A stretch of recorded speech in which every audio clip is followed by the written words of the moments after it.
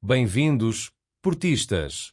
Hoje trazemos informações quentes que estão a agitar o universo azul e branco. Há acontecimentos que vão gerar surpresa, indignação e muitas questões entre os adeptos. O que se passou nos bastidores nos últimos dias promete dar que falar. Começamos com uma situação preocupante para a equipa. Um jogador, que vinha a ganhar espaço, sofreu uma fratura grave na perna e terá de ser submetido a cirurgia. A lesão ocorreu após uma entrada dura no último jogo e agora junta-se a outros nomes no boletim clínico. Com um duelo decisivo à vista, como será que o treinador vai lidar com esta baixa? Mas há mais polémica. Uma voz histórica do clube manifestou a sua indignação pela falta de reação de dois rivais à perda de uma figura incontornável do futebol. Para muitos, o silêncio destas instituições é uma falta de respeito que não pode passar despercebida. E as críticas não ficaram por aqui. A atual liderança do clube também reagiu, mostrando-se desagradada com a ausência de qualquer mensagem oficial por parte dos adversários. Será que esta atitude poderá afetar as relações institucionais no futuro? Entretanto, um antigo ídolo azul e branco recordou um episódio semelhante no futebol internacional e deixou claro que esta situação seria impensável noutros países. Para muitos, o que aconteceu aqui é incompreensível.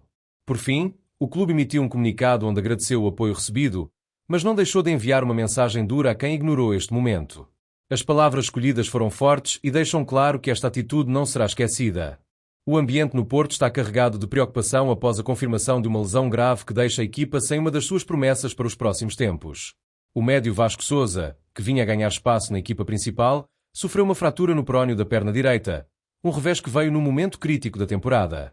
O incidente aconteceu no jogo frente ao Farense, quando Vasco Sousa foi alvo de uma entrada dura de Zé Carlos. O choque foi imediato. O jogador caiu no relvado em visível sofrimento, levando a equipa médica a entrar de imediato para prestar assistência. Os adeptos que acompanhavam a partida perceberam de imediato que não era apenas uma pancada comum. O médio foi retirado de maca e, ainda antes do final do jogo, já se temia o pior. A confirmação chegou poucas horas depois, através de um comunicado oficial do clube. O Porto informou que Vasco Sousa sofreu uma fratura no prónio da perna direita e será submetido a uma intervenção cirúrgica nos próximos dias. O tempo de recuperação ainda não foi estimado, mas, em casos semelhantes, a ausência pode prolongar-se por vários meses. Que impacto terá esta baixa na equipa? O Porto encontra-se num momento crucial da temporada, com desafios importantes pela frente, nomeadamente o play-off de acesso aos oitavos de final da Liga Europa frente à Roma. A ausência de Vasco Sousa limita as opções no meio-campo, obrigando Martín Anselmi a encontrar alternativas rapidamente. O treinador argentino já enfrenta dificuldades devido a outras baixas, como as lesões de Marco Grujic e Martim Fernandes. Agora, sem Vasco Sousa, o técnico poderá ser forçado a ajustar a estratégia para os próximos jogos, especialmente numa altura em que a equipa precisa de reforçar a sua competitividade. Com um estilo de jogo baseado na posse e na construção desde trás, Anselmi valoriza médios que saibam equilibrar a equipa defensivamente e acelerar as transições ofensivas. Vasco Sousa encaixava nesse perfil e a sua ausência significa que outros jogadores terão de assumir maiores responsabilidades. A questão que se coloca agora é: quem será chamado para ocupar a vaga deixada pelo médio? Anselmi tem algumas opções dentro do plantel, mas poderá ser forçado a arriscar. Uma possibilidade é a aposta em um jogador mais experiente, que já conheça bem o contexto da equipa e possa garantir solidez no meio-campo. Outra alternativa passa pela juventude. O técnico poderá dar espaço a um talento da formação, confiando na energia e criatividade de um jovem para compensar a ausência de Vasco Sousa. Além disso, existe sempre a hipótese de uma alteração tática, onde o treinador poderá reorganizar o meio-campo com uma estrutura diferente, talvez optando por um duplo pívô defensivo para reforçar a proteção à defesa. A verdade é que a ausência de Vasco Sousa muda as dinâmicas da equipa e levanta questões importantes sobre as escolhas que serão feitas para os próximos desafios. O jogo contra a Roma já era um teste de fogo e, agora, ficou ainda mais complicado. O apoio dos adeptos e a recuperação. Nas redes sociais, a onda de apoio a Vasco Sousa tem sido gigante. Os adeptos portistas não tardaram a manifestar solidariedade ao jovem médio, enviando mensagens de força e desejando uma recuperação rápida.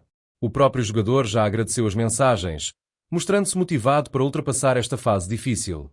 A estrutura médica do clube está a acompanhar de perto a situação e o departamento de fisioterapia terá um papel fundamental para garantir que o processo de recuperação seja o mais eficiente possível.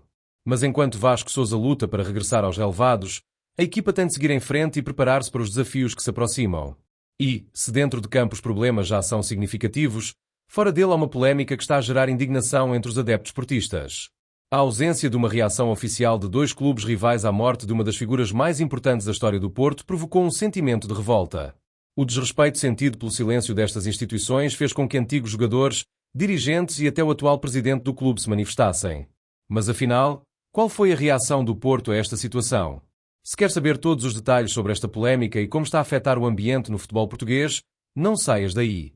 A despedida de Pinto da Costa foi um momento de profunda emoção e respeito por parte da comunidade portista, mas também trouxe um sentimento de revolta. O motivo?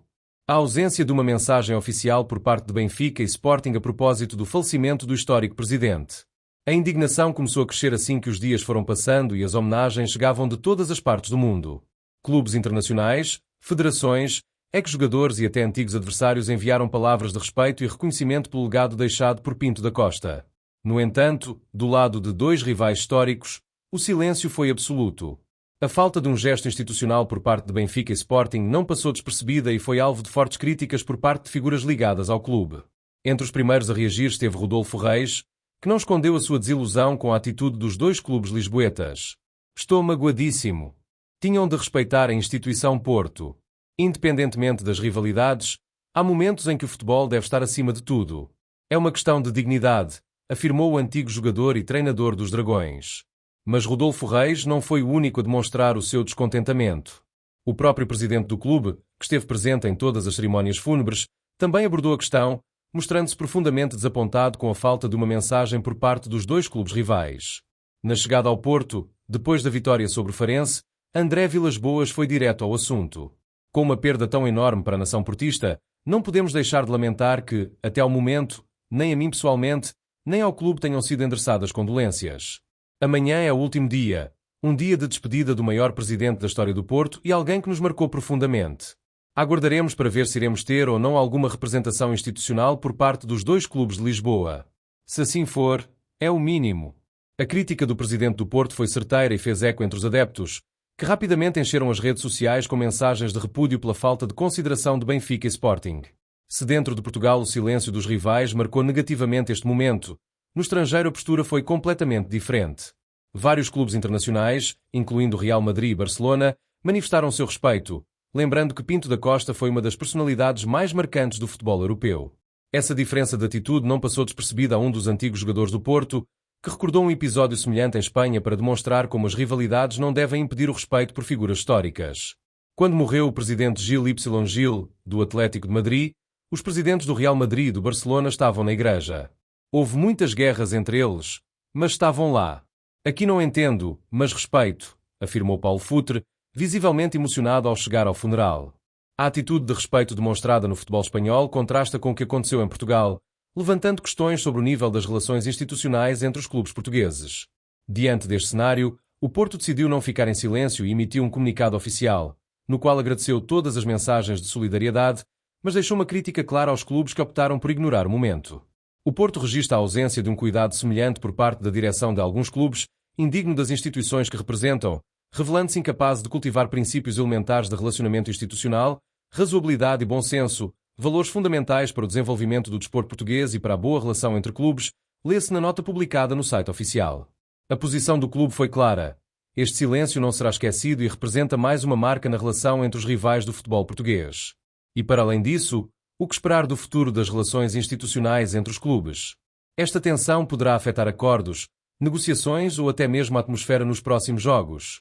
Se quer saber o desfecho desta história e todas as possíveis repercussões para o futebol português, continua ligado. Com a revolta instalada entre os adeptos, antigos jogadores e até mesmo dentro do clube, o Porto tomou uma posição clara.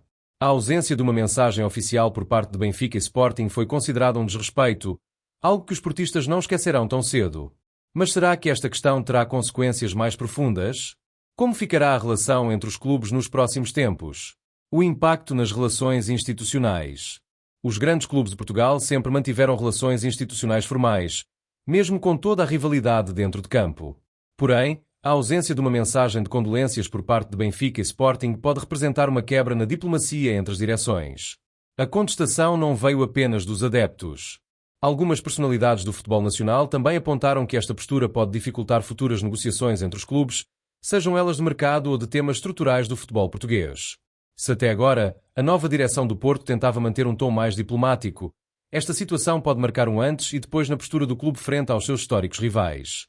Uma coisa é certa, Esta tensão institucional poderá refletir-se dentro das quatro linhas. O ambiente nos próximos clássicos promete ser ainda mais quente, pois os adeptos não esquecerão a forma como tudo aconteceu. E se os rivais esperavam que esta situação fosse esquecida, a verdade é que a revolta portista pode servir de motivação extra para os jogadores em futuras competições. Os próximos jogos entre estas equipas podem ser marcados por uma rivalidade ainda mais intensa. Será que o Porto usará esta situação como combustível para provar a sua força dentro de campo? Após todo este episódio, o clube emitiu uma última mensagem, reafirmando que continuará a sua caminhada sem olhar para os que optaram por ignorar um dos momentos mais marcantes da sua história. O Porto continuará a vencer dentro e fora do campo. Outros, por medo, insegurança ou sobranceria, continuarão a acumular derrotas, concluiu o comunicado oficial. O recado foi claro: o Porto segue em frente, mais forte do que nunca. Com o Porto determinado a seguir o seu caminho e a guardar esta situação na memória, resta agora saber se os rivais decidirão finalmente reagir ou se manterão o silêncio. Se esta situação já mexeu com as emoções dos adeptos, as consequências poderão prolongar-se muito para além deste momento. Será que as próximas temporadas ficarão marcadas por um distanciamento ainda maior entre os clubes? Como afetará isto o equilíbrio de forças no futebol português? Agora queremos saber a tua opinião. Achaste correta a postura dos rivais? Como achas que esta polémica pode influenciar os próximos clássicos? Se queres continuar a receber todas as novidades sobre o Porto, não te esqueças de seguir e ativar as notificações. Viva o Porto!